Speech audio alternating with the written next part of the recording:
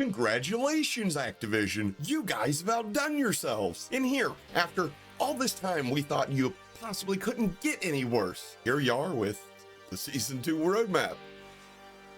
Roadmap to hell, if you ask me, but, you know, roadmap nonetheless. But yeah, maybe I'm actually being a little too hard, as per usual, on this poor AAA publisher that only has, what is it, barely even 3,000 developers to polish this turd. 3,000 devs that somehow don't think that some of us haven't been playing Call of Duty long enough to be able to recognize recycled content that we've most likely already purchased for another previous Call of Duty title. But Hapa, this is like the best Call of Duty game that's ever come out. You're just a hater and need to get good. First off, shut your mouth, Turbo Nerd. And second off, I'm about to give you a very simple explanation why morons like you are in the minority, and also how you're absolutely wasting your time trying to convince someone like me otherwise. On a video that begins right now.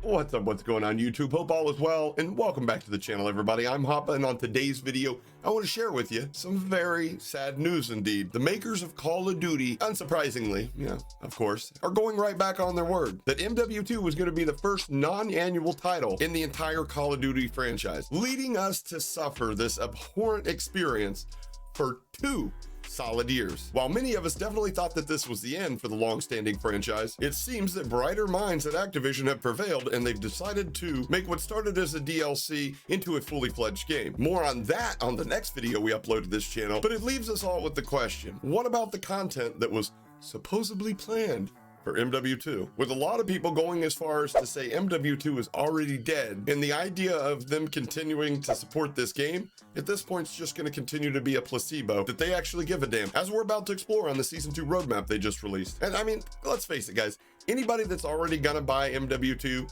well, they've already bought it. Nobody's on the fence about buying this game. In fact, personally speaking, it wouldn't hurt my feelings if they come out and said, listen, sorry you guys about MW2, but hey, we're done. We realized this game was ass, and we're going to focus our efforts on MW3. But considering there's still a little bit of cash up for grabs in the way of the battle passes for Modern Warfare 2 and the content that they supposedly had planned for Warzone 2, now considering the only reason that they're going to pretend like they care about MW2 or they're continuing to support it, continuing to put effort into the content that they're releasing, is simply there's just a little bit more money left on the table in the battle passes. But other than that, there's quite literally no reason left to dwell on MW2 or continue to support it, at least from a business standpoint. Because I mean, let's face it, guys, there's nobody, you know, on the fence about buying this game. And as a personal note of reference, I used to be in sales, and the product that I dealt with happened to last forever. Like literally, it wasn't uncommon to come across a 20 to 30-year-old product that still functioned, or, you know, with a little bit of tune-up, functioned like it did the day that they purchased it. But did that stop me from trying to sell them a brand new recolored version built off the same exact engine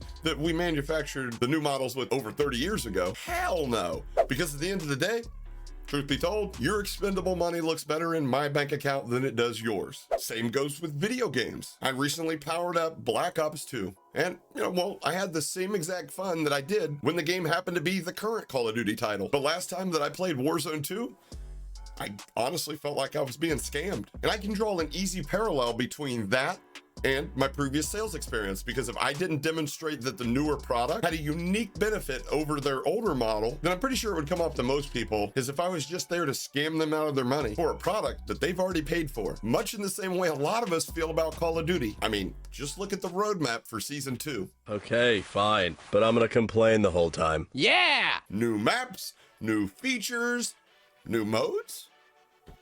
Really? Because I'm looking and it appears to be out of the 3 new maps, 1 was something that you already given us, but had taken away. And I'm kind of wondering why'd they even remove it for so long?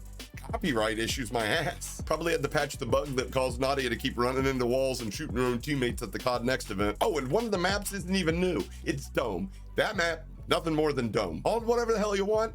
Put a new skin on it, I'm still gonna call it Dome, just like all the new weapons, which, by the way, don't matter when you're constantly manipulating our gunfights. And speaking of taking things away, What about the new missions for DMZ that now really aren't part of DMZ unless you own, you know, the full-fledged MW2 game? Just squeezing out a couple more of them MW2 sales. Who cares if they're playing the game as long as people are buying it? Just taking advantage of those that are already addicted to the DMZ grind, which in my opinion is about the only thing that was worth grinding in this game. And yeah, go on ahead and throw it on behind a paywall. It's really so stupid. Okay, relax.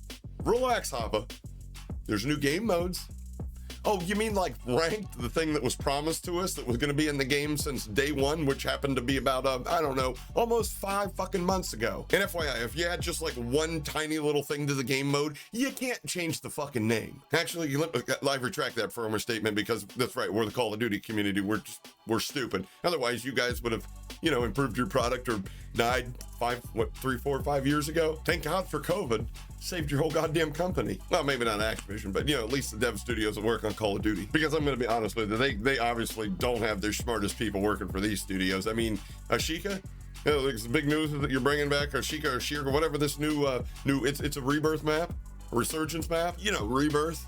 The thing that everybody loved, it was pretty much the only thing holding the franchise together, that you decided, let's take that away. Because enjoying Call of Duty or having any kind of fun in this game is apparently a bad thing. Activision must have some stats showing that fun always comes at a cost to their profit margins. To be honest with you guys, I think the only saving grace, like literally the only thing that's going to stop the slide of, you know, decreasing players is them bringing back Resurgence and it not being a shitty map. Because I doubt they're changing the movement. And by the way, for those that aren't in the know, COD is not a tactical shooter. It is a crackhead run and gun game.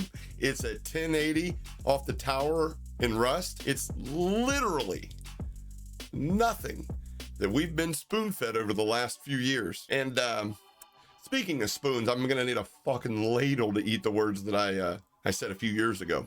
That literally we couldn't get any worse than Call of Duty Vanguard. You guys remember Call of Duty when it had the little heat signature map of all the active players, which showed little dots all over the world, give an approximate player count for everybody that was online right now? You ever think maybe there's a reason they got rid of that? All right, now let's see what other insignificant shit they're trying to bring to this fucking masterpiece of a game. We got redeploy drones. Original, which by the way, these things are probably going to last a day before somebody figures out the way to make themselves invisible or invincible, much like they used to do when they tried to put the door gunners on the choppers in Verdansk. What else we got here? A jet ski? For what? Like, no, seriously, what is the real purpose of putting this in the game? What does this add to the game? I mean, we've already got several boats, and to be honest, most of the time that I'm in the water, I want to be underneath the water. But hey, it's not like these devs are smart enough to, you know, ask the players if this shit would be a good idea before they just throw it into the game. I mean, seriously, what am I going to do with the jet ski? Other than do a super cringy impersonation of Doug Sensor Martin riding across Al Mazrah to propose to Nadia. That's just kidding. That's not going to happen. You know she'd aim bot us before we even got close to her. Shut your dumb ass up, bitch. Let's face it, guys. There are so many negatives with this game, with the company that makes it. And well, let's face facts and take a look in the mirror for a while, guys.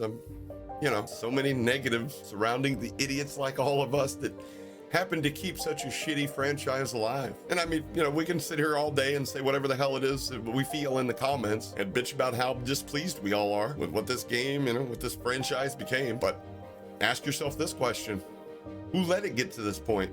That's right.